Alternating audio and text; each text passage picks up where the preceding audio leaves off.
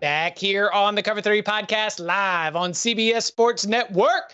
Every single week, we like to take this middle portion of the week to dig into the matchups. Our locks will come on Thursday, but Tuesdays, Wednesdays, that's for letting you know what to keep your eye on going into the biggest games of the week. And so for the Big Ten, it doesn't get a whole lot bigger than Penn State hosting Illinois. So Penn State, the team that we expected to be one of the top teams in the conference, really hasn't given us a lot. They've only played 3 games. They've only played the opener at West Virginia that I feel like I can take a lot of data from. Bud, what do we know about Penn State as best as you can tell? Who are the Nittany Lions heading into Big Ten play? Sure. So, Chip, 2 things we know about Penn State. One, they still have a really nasty front seven. I think those guys can rip off the edge. They can be really disruptive. And offensively, Penn State seems to have adapted and picked up to this Andy Kotelnicki offense in year 1 almost immediately. Now, West Virginia is not great along lines of scrimmage, so there is still some question there about Penn State. How good are they against a good defensive front, right? But against average or below average defensive front, Penn State is able to score the number of points that I think you would expect a good offense to score. Like, the offense seems reliable for 30-plus against all the defenses that are not, like, really good defenses. Yeah, I totally agree. Like, they've given you everything we thought we were going to get with Kotelnicki taking over. They've been more explosive. They're averaging 12 yards per attempt. Like, we've seen, Drew Aller kind of emerge in this offense where he's been really solid, very accurate, 70% completion percentage thrower, 8 touchdowns, only the 1 interception. I think it's great that Nick Singleton feels like he's kind of back after a less than stellar year last year. But I do think there is a but in there, because I do think when you look at West Virginia, kind of what's transpired since then, maybe not quite as imposing. It still was a good win for Penn State. But the one thing that kind of is interesting to me is I'm still wondering who the wide receiver is that's going to step out. I mean, they do have Tyler Warren is still the leading receiver as a tight end. We saw Harrison Wallace have the breakout game against West Virginia. We haven't seen Julian Fleming be quite the weapon that we thought maybe he was going to be at wide receiver. So, like, who is the wide receiver 1, the guy that's going to be the dude for Penn State that you can go to when you need that big play? Still think that's a little bit of a question mark, but I think by all signs, like, you should be positive, and there should be by all accounts, it's been good for Penn State, but this will be a really nice test for them. Yeah, I mean, I think this is the game where we finally actually get an idea of what this Penn State team is, because they beat West Virginia in that opener. It was a weird game. They had the long weather delay, but I don't particularly think West Virginia is a very good team, like Bud mentioned, especially on the lines of scrimmage compared to Penn State.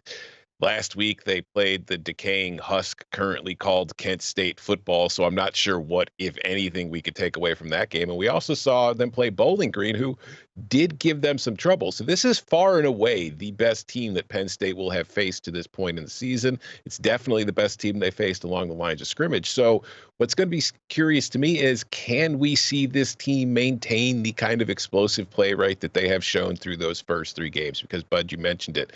Andy Kotelnicki has come in, and this offense has taken off. Last season, there were no big plays in the Penn State offense. This season, they're currently ranked 2nd nationally in explosive pass rate at 30.4%. So a third of their passes are going for big chunk yards. They're 9th on the ground in explosive play rate. Are they going to be able to maintain that against an Illinois defense that has been very opportunistic and has done a decent job containing explosives, but has done a spectacular job of forcing turnovers? So that, to me, for this matchup is going to be huge. How good can that Penn State offense perform against this Illinois defense? Tom, from that, from sort of that side of the matchup to the other, where there is not a single quarterback in the Big Ten that has a better touchdown interception ratio than Illinois quarterback Luke Altmaier, because that's 10 touchdowns to 0 interceptions. What have you seen from Altmaier that's impressed you with the jump from last season to this season? And what are going to be the keys going up against a Penn State secondary that is dealing with some injury issues as well? Yeah, I think this is one of those situations where you see quarterbacks transfer, and then the first year they're kind of okay, but then their second year in the system at a new school, they blossom, they learn the playbook, they have a better understanding of what they're trying to do, and their confidence grows. And I think you have seen that with Luke Altmaier in this Illinois offense, which has been very good throwing the ball and passing it through the air.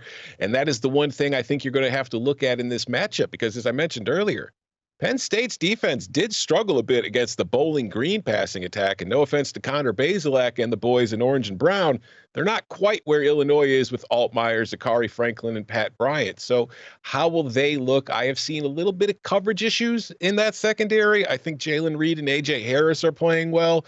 Zakee Wheatley and Jalen Kimber kind of having some problems. Now Wheatley's been in there because of the injury to K.J. Winston Jr., but as good as K.J. Winston Jr. has been, he's been more of a run defender than somebody I look at as a coverage guy. So as far as that aspect of the meeting goes, I'm not sure it's a huge loss, but that is another interesting thing where if I'm Illinois, what we have seen them do particularly well, even though the passing game has been better, they've got 4 running backs. 2 of them are huge. 2 of them are the shiftier, quick guys.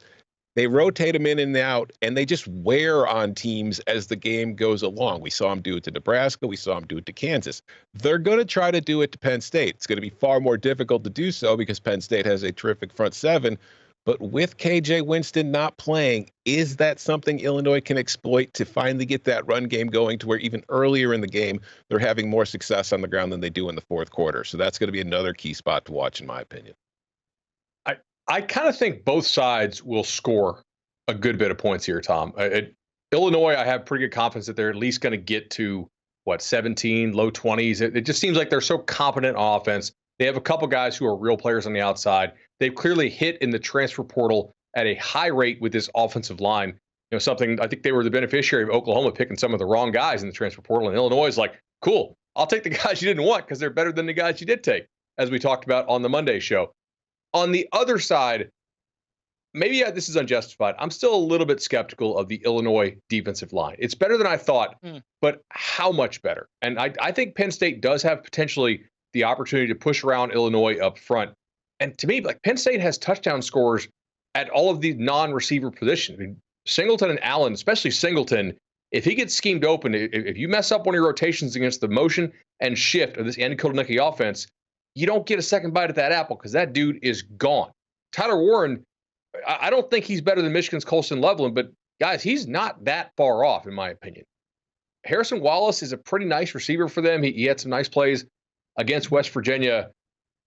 To me, can they prevent those explosive plays from Penn State? Because that is really what Penn State has been so good at this year. They hit 30 and 40 and 50 yarders routinely. We've talked a lot about Andy Kotelnicki, the Penn State offensive coordinator. Barry Lunny Jr. has done a phenomenal job at Illinois, too, putting Luke Altmaier in really good positions. And they've had some outstanding play calls up front where it's taken some of the pressure off the offensive line. And I think that's what, just going back to what Tom said about where did this Luke Altmaier come from? There is value in knowing where to go with the football and where to go with it quickly, which can really assist your offensive line. And sometimes that going quickly might even be a throwaway, just getting rid of it. But he has really gotten rid of the ball quickly. It's come out of his hands. He's making quick decisions, which I think he's going to have to do in this game against this Penn State front. I think that coordinator versus Tom Allen, that matchup, the Illinois offensive coordinator versus the Penn State defensive coordinator, is a matchup that probably will determine the outcome of this game. Because if Illinois can do what they did on the road in Lincoln against a much tougher team, keep them in the game, keep it competitive, then that pressure starts to build on Penn State at home.